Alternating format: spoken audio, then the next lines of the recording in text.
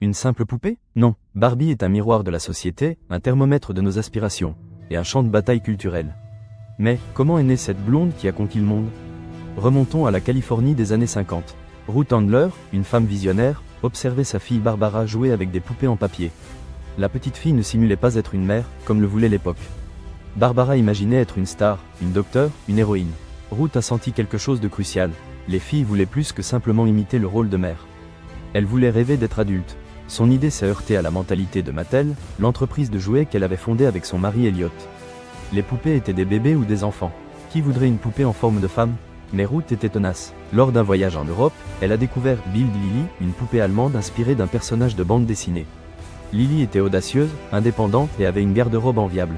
Ruth a su instantanément que c'était l'inspiration dont elle avait besoin. En 1959, Barbie a fait ses débuts à la foire du jouet de New York. Son nom était un hommage à la fille de Ruth, Barbara. Le prix initial, $3. La réaction a été mitigée. Certains parents ont été scandalisés par ses courbes et son maquillage. Mais les filles l'ont aimé. Barbie n'était pas une simple poupée. C'était une feuille blanche où projetaient leurs rêves. Elle pouvait être danseuse, astronaute, vétérinaire. Barbie leur permettait d'être n'importe quoi. Les premières années ont été cruciales. Mattel a investi dans la publicité et dans une garde-robe impressionnante. La clé était que Barbie n'était pas seule. Ken, son éternel petit ami, est apparu en 1961. Puis sont venus ses amis, sa famille, sa voiture. Tout un univers à explorer. Mais le chemin n'a pas été facile. Les critiques n'ont pas tardé à arriver.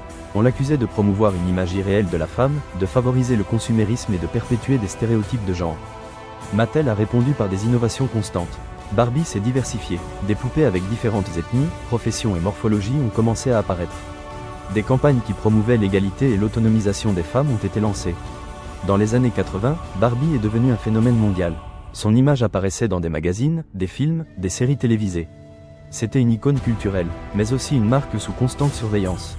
Et c'est là qu'entre le mythe. Saviez-vous qu'il existe une légende urbaine qui affirme que Ken, l'éternel petit ami de Barbie, est inspiré d'un amour de jeunesse de Ruth Handler qui est mort tragiquement? On dit que Ruth n'a jamais surmonté cette perte et qu'elle a créé Ken comme un hommage à cet amour impossible.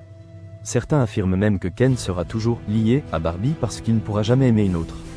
Réalité ou fiction, il n'y a pas de preuves concrètes. Mattel a toujours nié l'histoire. Mais la légende persiste, alimentée par le mystère et le romantisme. Ce qui est sûr, c'est que la relation entre Barbie et Ken a toujours fait l'objet de débats. Est-ce un amour véritable? Une simple stratégie de marketing? Ou une métaphore des relations modernes? Aujourd'hui, Barbie reste l'une des poupées les plus vendues au monde. Elle a survécu aux modes, aux crises économiques et aux révolutions culturelles. Elle a su se réinventer et s'adapter aux nouveaux temps. Barbie n'est plus seulement une poupée. C'est une marque qui représente la diversité, l'inclusion et l'autonomisation. C'est un symbole de la culture pop. Une figure qui génère des débats, inspire des rêves et reflète les changements de la société. Parce que parfois, derrière un simple jouet, il y a toute une histoire que peu connaissent. L'histoire de Barbie vous a-t-elle surpris? Si vous avez aimé cette vidéo, n'oubliez pas de vous abonner à Mythos et Marca pour découvrir les secrets derrière vos marques préférées. Et dites-nous dans les commentaires, quel est votre souvenir préféré lié à Barbie?